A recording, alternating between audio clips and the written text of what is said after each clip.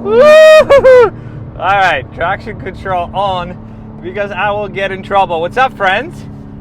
Tommy here in a video that I've been trying to make for a while. I'm driving a manual transmission G82 BMW M4. Manual means it's rear-wheel drive only. If you follow my channel, you know that I used to have a manual F80 M3 that I've owned for exactly 5 years. But ever since the new one came out, I've been sort of apprehensive when it comes to getting into it because I simply do not like the nose. I'd be lying to you if I told you I like the way it looks on the outside.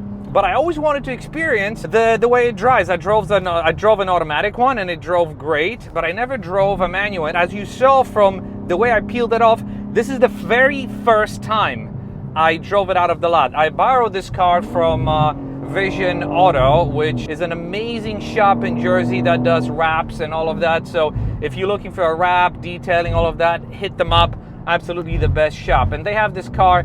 They said, hey, take it for a spin, do whatever you want with it. So I did. So the spin out you did, the controlled sort of drift with traction control off, is the very first time me pulling out of a spot, because I wanted to give you the real-time impression of not only how I feel about the car, but how easy it is and how familiar it is for someone who's driven the previous generation M3s. And right off the bat, I have to say, it feels very similar.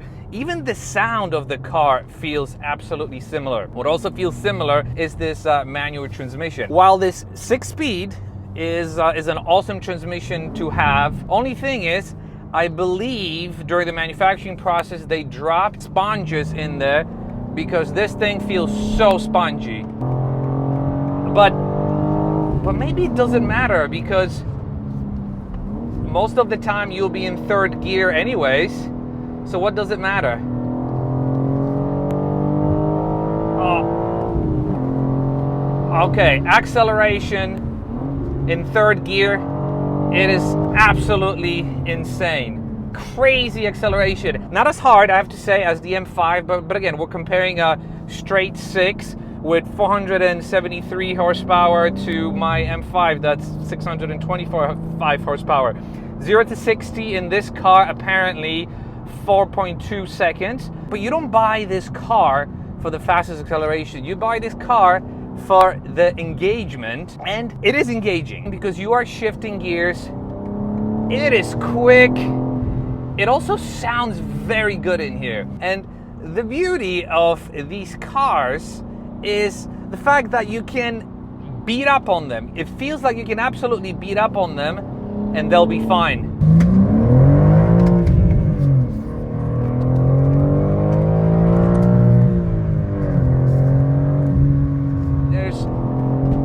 Definitely that turbo lag that you're feeling much more pronounced than on my twin turbo V8. I did not expect it to be this pronounced. Again, the car is no slouch. It is still pretty fast, but check this out. Fourth gear, foot down now. There's like a 2-second delay in power delivery. I know this could be fixed if you tune it, but again, straight from the factory, that's what it gets. Let's downshift to third, so higher power band. Let's see, foot down now. Yeah, there's a 2-second delay in power delivery, but once power hits, it is awesome. And the coolest thing about this car is how easy it is to drive. The clutch pedal is soft, the shifter is very spongy, very, very soft. There's very little engagement. I'm used to my Porsche shifter.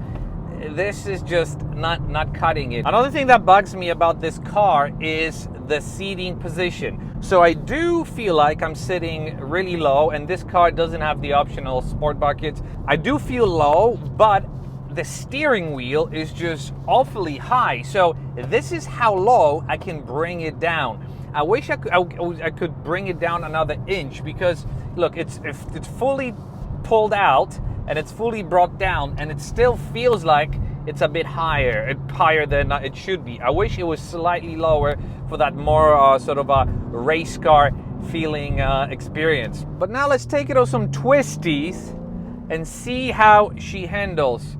Suspension is in Sport Plus, so it's in its stiffest mode. You do feel the playfulness with its rear-wheel drive platform. You really do feel it. And unlike the Porsche, where the engine sits in the back, there's a lot of weight in there, this one is a lot lighter in the back. So even in second gear, the back really steps out. Let's try to launch it.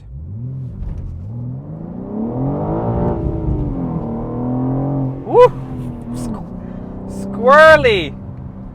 All right. Traction control on, not my car. Woof! Wow, definitely needs stickier tires in the back. Again, compared to my 911, less weight in the back means less grip. But you could argue that it's more fun in the twisties, right? You can control your car better with the throttle, whereas in the 911, it just feels very, very planted. Ooh! Ho, ho, ho, ho. Almost killed a bird there. Can't complain about handling. Yes, there's a lot less communication through the steering wheel compared to my 911, but it still feels controlled. You never hear or see me struggle with keeping the car in control. You see this big grin. I'm having a lot of fun. It is definitely a fun car. Making a quick pit stop at my house because I really wanted to take a close look at the car. Starting with the nose, there's enough that's been said about this nose. You either love it or hate it. What adds to the flavor of this car is obviously the color and the wrap that they did. It is absolutely amazing. And by the way, the attention to detail in this wrap is second to none. Every corner is wrapped. It's nicely cut. You cannot even tell that this is a wrap. From this close, I mean, look at the edges. It looks like this looks like the original color of this car. And see how it's got these hints of yellow in the sun? Absolutely stunning. So yeah, I love the fact that the M3 and the M4 has wide hips or wide shoulders in the front, and then in the back, it's got these wide hips. Obviously, this car is lowered, but it needs some spacers. From a side profile, I have to say I do prefer the M4 over the M3. Something about the M4, especially when it sits lowered, just speaks to me. In the back, you've got these massive OEM, and I mean absolutely massive exhaust tips, and a diaper that's hanging, this massive, massive muffler. Inside, you have plenty of room. The back space is a lot spacious than the 911 because it is a longer car. Much more usable if you are a family person. Oof, this thing handles. But does it handle like a Porsche? Let's find out as we go through my world famous corkscrew.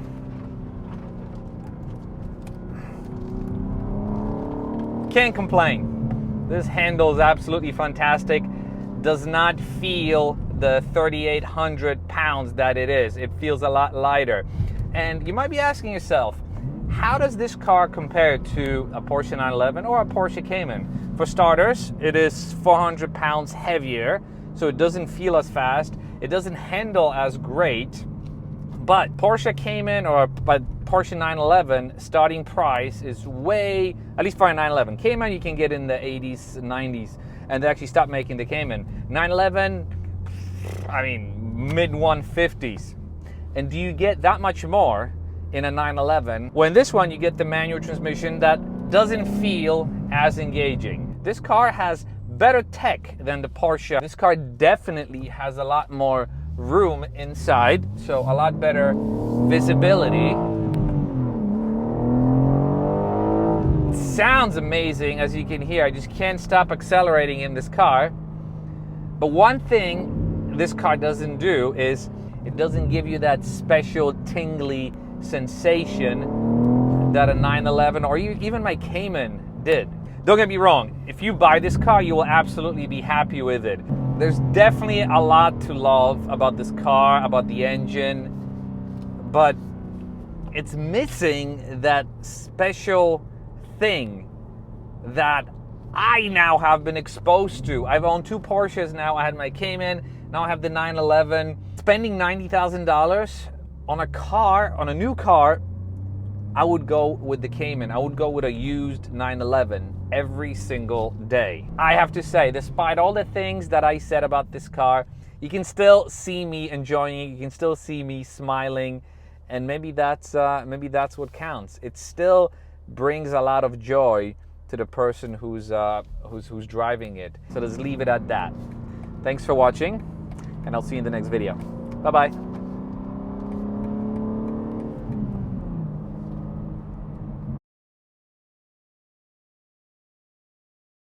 It just happens to be that I dropped off the car, and my friend is here who owns this beautiful G80 M3 with a manual transmission. Personally, I love it. I've owned E36s, E46s.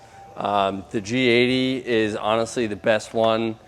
Shifts very smooth. It has the gear matching for you, so you don't have to think about it. So you use it too, right? Yes. So I used to get a lot of heat from people by saying, hey, you should not be using rev matching. It's not the purest thing. I used it all the time. It's the best. It's fantastic, especially in hard cornering and stuff, because you don't want those rear tires to slip whatsoever. Yeah. So with that automatic rev matching, it's one less thing that you have to physically do. How many miles on the car? Right around 30,000. Any issues with the clutch, with the manual transmission or anything? Never had any issues with this car.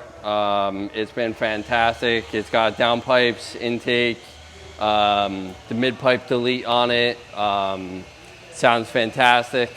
And it's got TLG guards, so let's not forget about those. That's right. And it'll soon get a proper treatment because you're going to be lowering it. You're going to be putting it in exhaust, not an exhaust, spacers. Yep. And then we're going to do a video with this car. We're going to video of a properly modified manual transmission G80 M3. Thank you, my friend. No problem.